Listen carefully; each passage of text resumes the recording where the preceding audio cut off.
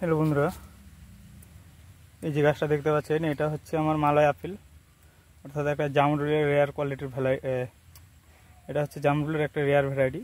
আর এই গাছটাকে আজকে আমি এখান থেকে তুলতেছি। এই যে দেখতে পাচ্ছেন চারিদিকে গর্ত করা হয়ে গেছে, এটাকে তুলে আমি ওইদিকে করব। কারণ হচ্ছে এই যে এই পাশে আমার জামরুল গাছ আছে, এই পাশে আরেকটা কিন্তু ওই জাতেরই গাছ আছে।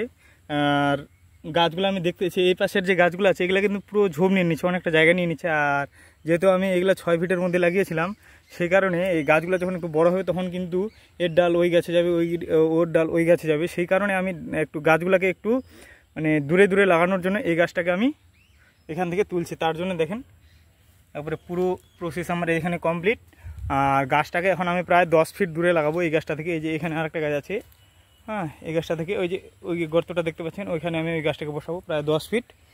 তো এই জন্যই আজকের ভিডিওটা করা, যে এই গাছটা আমি কেন ওঠাচ্ছি আজকে।